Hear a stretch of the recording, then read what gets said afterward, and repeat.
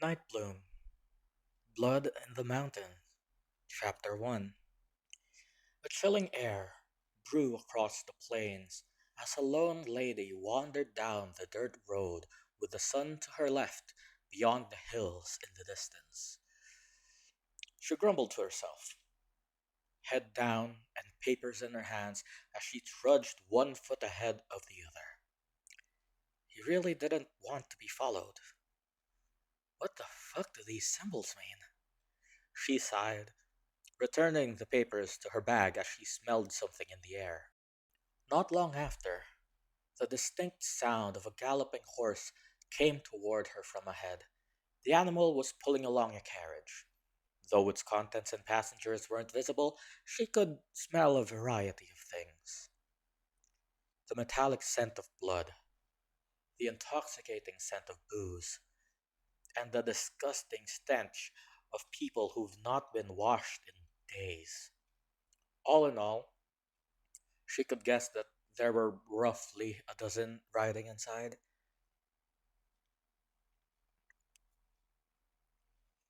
As it approached, the vehicle slowed down, and five of the riders disembarked and started to walk toward her.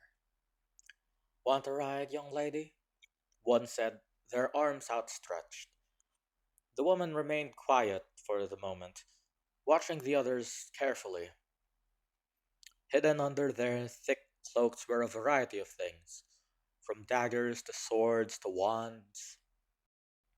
Put down your weapons and nobody has to get hurt, the lady said, after spotting a dagger with fresh blood still dripping off of it and soaking into its sheath.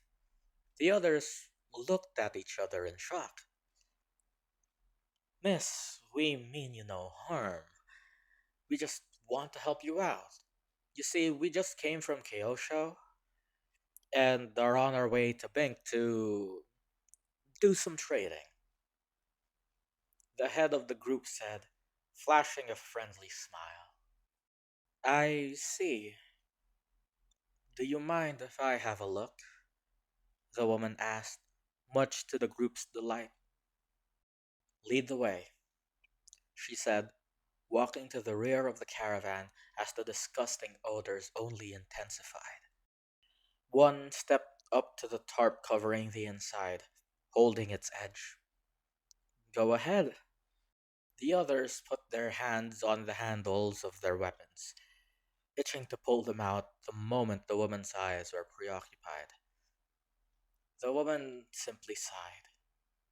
She walked over and took a peek inside, seeing a family of half elves, bloodied, gagged, caged, and tied up in the back. Her ears twitched as the sound of a crossbow's action filled the air. I knew you had a troublesome scent to you, she said shakily, leaping up before landing on the shoulders of one of her assailants. She was surrounded by the lot of them. The one talking earlier had a crossbow in hand with a scar running through his lip. Another had a pair of daggers, significantly younger than the rest, no more than 13 human years. The one she landed on was unsheathing a sword with their bandaged left hand. The final two were a pair of mages, a man with black hair matted with dirt, and a blonde who was holding an open book in her hands, each one standing roughly 10 feet from her original location, save for the swordsman who stood by the cart. Put them down, or else. Once more she tried to settle this calmly, but a gout of fire from her right side answered her plea. She kicked in the direction of the flames, her foot engulfed by them as she calmly dismounted the enemy's shoulders and ran toward the wizard. In her peripheral she saw a sword coming down, aiming to strike at her knees. With a spinning jump, she leapt over the blade before extinguishing her foot on the face of the wizard, sending the poor lass flying several feet into the fields. Eliza! You'll pay for that, bitch! The bandit with a sword pulled their weapons skyward before coming down on her with everything they had. The woman looked back at them, stopping the sword by catching their wrist. Your form is atrocious, she joked, striking their stomach with the palm of her hand. The blow would have sent them flying if she weren't holding on to them. However, it did dislocate their shoulder and sent blood flowing into their bandages. Two down, three to go, she said, staring at the remaining bandits as one loaded another bolt into their weapon. One of the other two rushed up, a dagger in each hand as he swung at her wildly. She pushed his arms upward as he went for a downward slash, before striking his chest with the back of her hand. The daggers clattered to the ground alongside his body as the crossbow fired again. She let out an exasperated breath as she snatched it out of the air. What kind of monster is she? Just get out of here, Werner. The one with the crossbow yelled as the cracking of the horse's reins signaled the caravan's departure.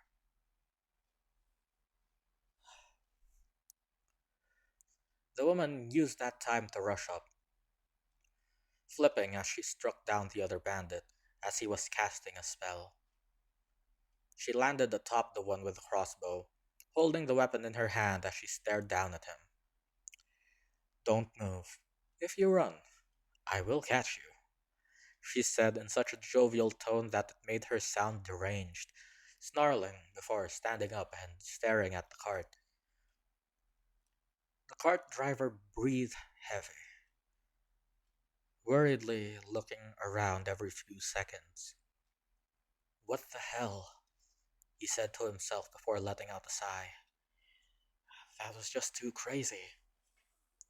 Oh, you're telling me, the woman said, tapping his shoulder with a finger as the life drained from his face.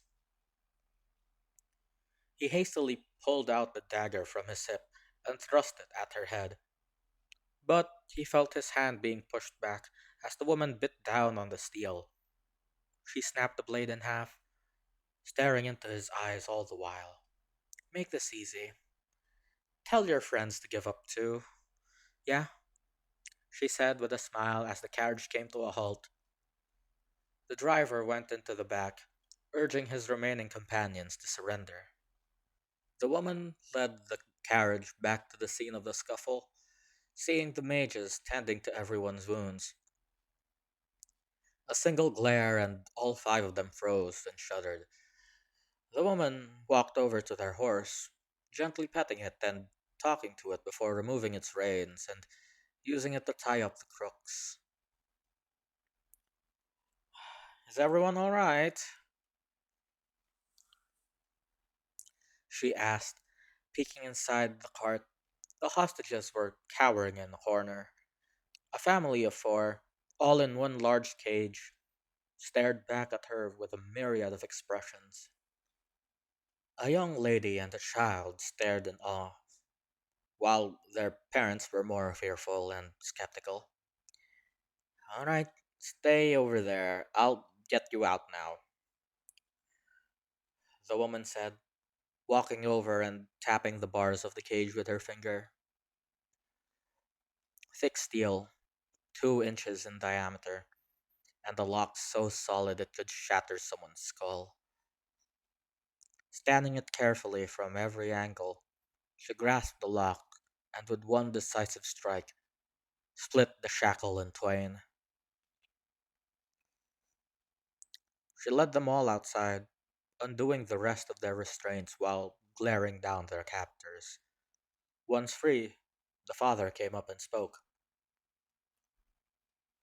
What's your name? We have to thank you in some way.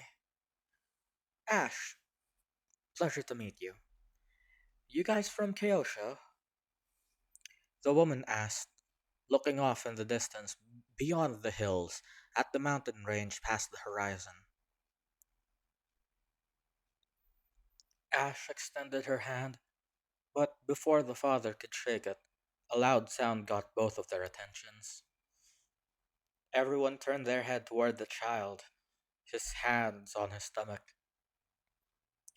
I have some things I'd like to talk about, but we should get you guys some food first. She walked over while rummaging in her bag, handing the kid a small pouch of nuts to hold him over. Ash and the parents returned to the interior of the cart, looking at the bandit supplies. There were some vegetables that were intended for the horse, but aside from that, there was no food to be found. What they did find, however, was a large barrel with a spigot. We've never seen them eat anything. I don't know how long we were captured, but I'm sure that it's been at least a few days. The mother of the family piped up, her hands trembling slightly as the group continued their search. Her words were perplexing, but that was a question to be answered at a later date. The problem still remains that there isn't enough food. I'll go hunt something. Can you keep an eye on them? Ash said, tightening her wraps. The couple nodded, picking up the weapons from the captured fiends and feeling the weight in their hands.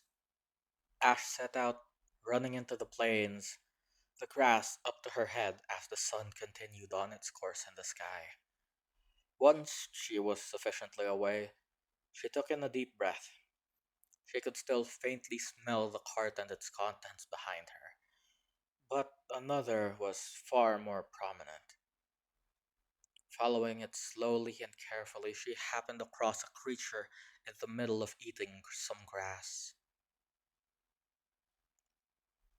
A composite armored hide made of plates of hardened skin and bone, with legs made for powerful leaps and a pair of antlers. Not ideal, but to be expected. It's not time for them to shed yet, she grumbled to herself. She took a step forward, slowly brushing away the grass around her as she readied herself to lunge at the beast. But its nose twitched as it pivoted its head and stared her down. The creature shed its antlers and curled into a ball, rolling around and gaining speed before unfurling for a moment and using its legs to jump at Ash. The hunter blocked it with her arms, the beast pushing her back a foot from the force alone. Shit, she exclaimed as it started to uncurl and quickly grew its antlers back. With its new antlers, it swung its head skyward and sent the hunter flying several feet into the sky.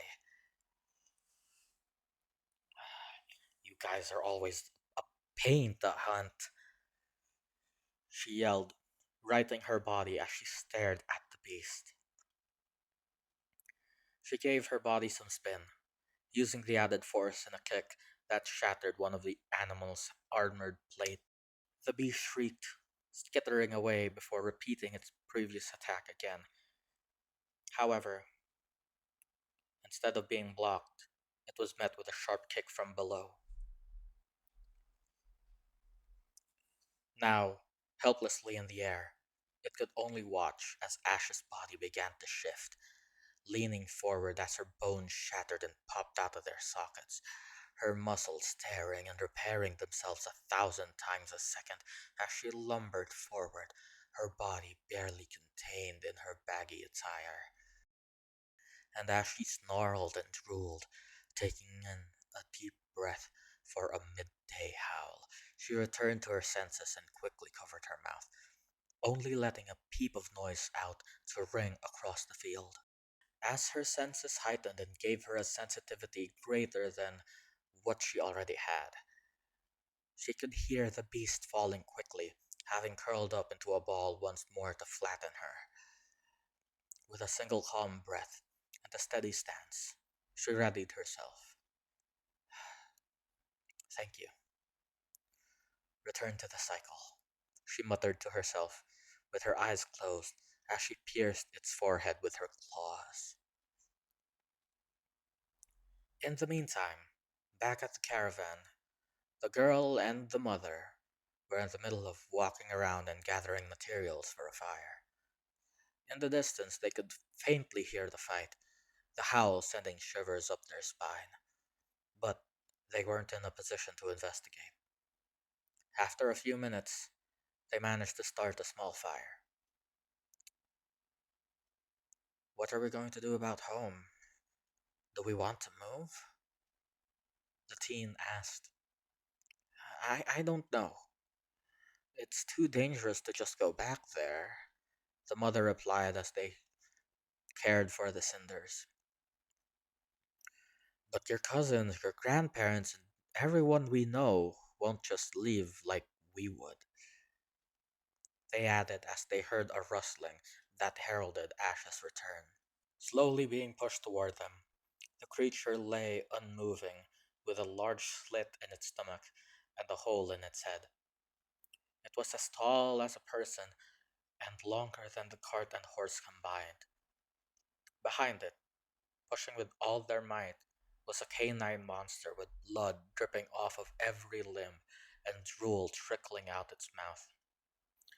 Get back, the father said, holding a sword and prepared to strike it down. Calm down, the beast said before the fur faded and Ash wiped the sweat off her brow. I won't hurt you, she added, pushing the animal closer to the fire.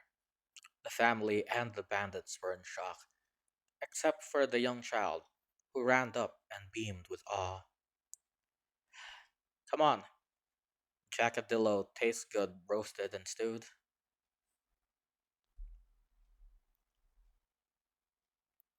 There was enough meat to feed everyone, even the bandits, and they spent the remainder of their sunlight eating and organizing the cart, conversing about the state of Kyosho as they did so. After talking to the horse, Ash sat at the front of the caravan. The family sat inside, and the bandits remained tied up and were locked in their own cages. We should make it there tomorrow night. Earlier if hunting for food goes quickly. I hope I can find some leads. Ash thought to herself as she watched the road ahead as the cart started to move. What the hell is happening there? The cart moved through the night, the sound of retching and the smell of gastric acid and blood flooding the surrounding air. But they pressed on. Seriously?